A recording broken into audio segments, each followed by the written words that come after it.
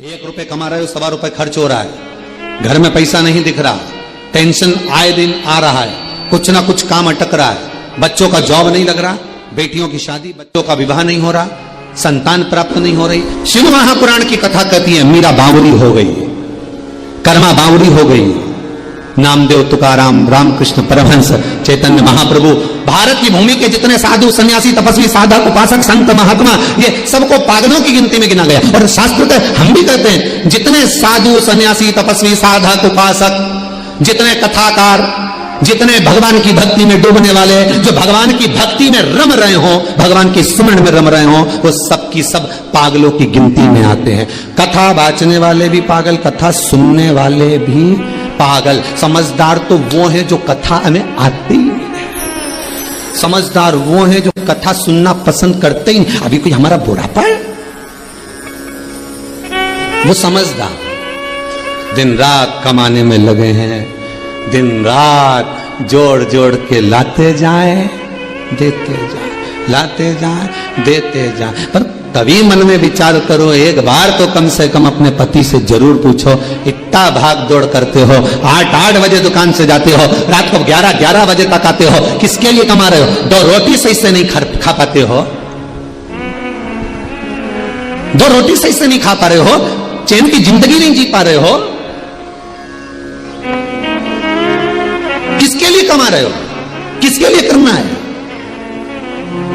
पति कहेगा पत्नी के लिए, बच्चों के लिए, इनको आगे बढ़ाने के लिए, बस यही इनको बढ़ाना है, इनको आगे बढ़ाना है, इनको बढ़ाना है।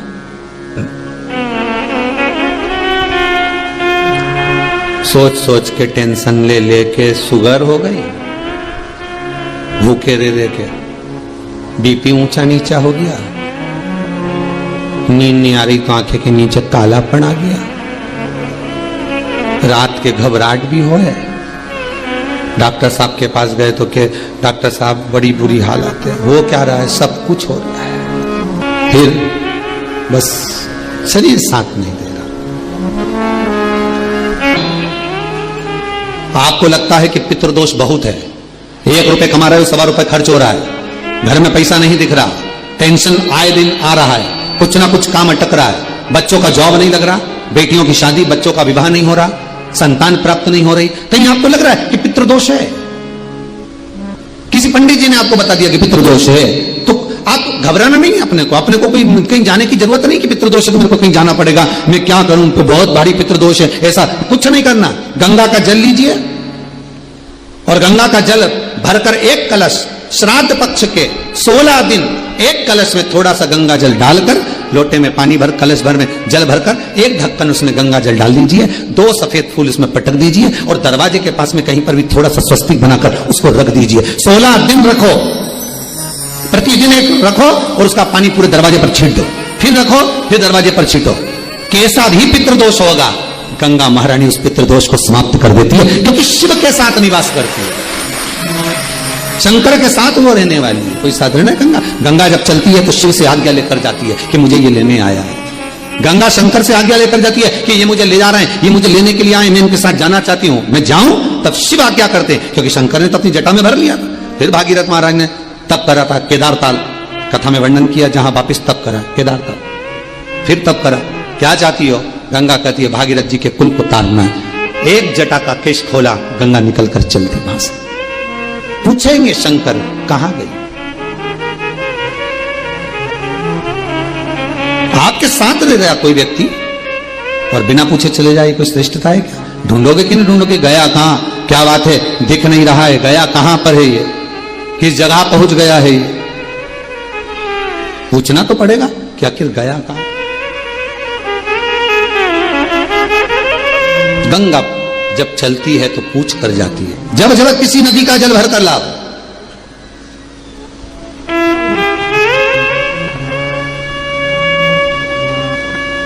पहले आज्ञा लो, हम फिर निवेदन करेंगे। आपको लगता है कि आपका व्यापार नहीं चल रहा, आपको लगता है कि आपके घर में शांति नहीं, आपको लगता है कि मेरा यह काम होना चाहिए, नहीं हो रहा, तो प्रयास करना, 2 लोटा जल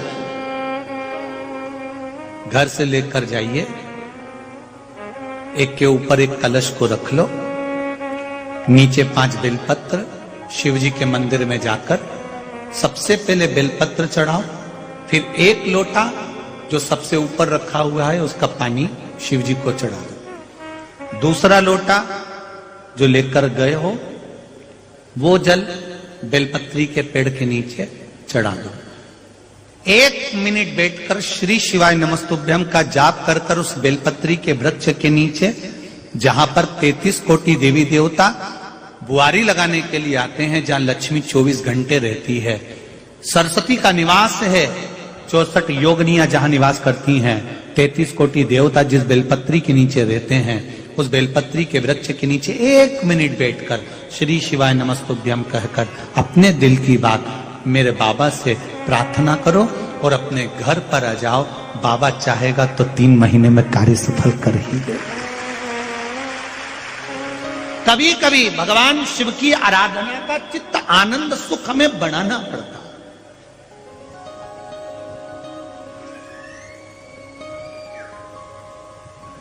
जाओ शिव मंदिर में थोड़ा विश्वास लेकर, थोड़ा भरोसा लेकर,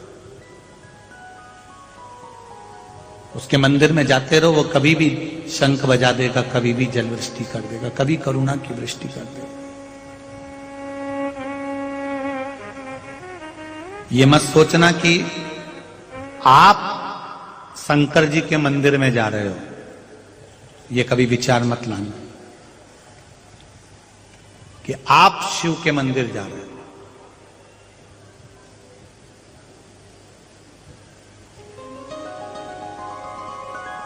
जब संकट कटने लगे,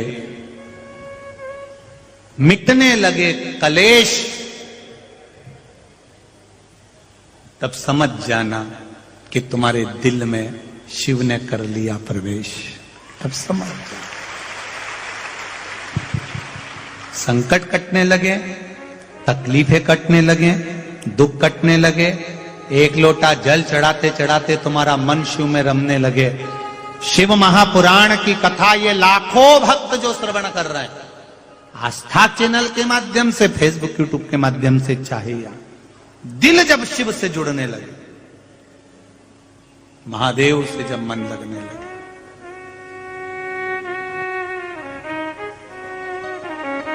चित्त जब लगने लगे आपका महादेव, समझ लेना अब तुम मंदिर नहीं जा रहे हो, महादेव खुद तुम्हारे अंदर बैठकर तुम्हें मंदिर तक लेकर जा रहे हैं। स्वयं महादेव।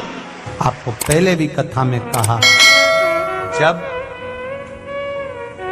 कोई विशेष कार्य होता है और वो कार्य नहीं हो रहा होता है तो क्या करा जाता है? जल, जहां आप लोगों ने पहले स्मरण किया है, जैसे ये शिवलिंग है, ये जलाधारी है, ये जल यहां से गिर रहा है, वो स्थान। जब विशेष कोई कार्य होता है, अटक रहा है, नहीं हो रहा, गणेश जी वाली जगह पर जल चढ़ाइए, सबको मालूम है ना जलाधारी में। फिर षडानंद कार्तिकेय वाली जगह पर जल चढ़ाइए, बीच में अशोक सुंदरी का स्थान है, वहां जल चढ़ाइए। चढ़ाते चढ़ाते मां पार्वती मैया के हस्त कमल पर जल चढ़ाकर फिर शिव जी पे जल चढ़ाइए। थोड़ा सा जल बचाइए, वो जल बेलपत्री के वृक्ष के नीचे ले जाकर अपने मन का भाव कहकर चढ़ा दीजिए। 4-5 दिन चढ़ाकर देखिए, बाबा हाथ पकड़ लेगा और वो कार्य सफल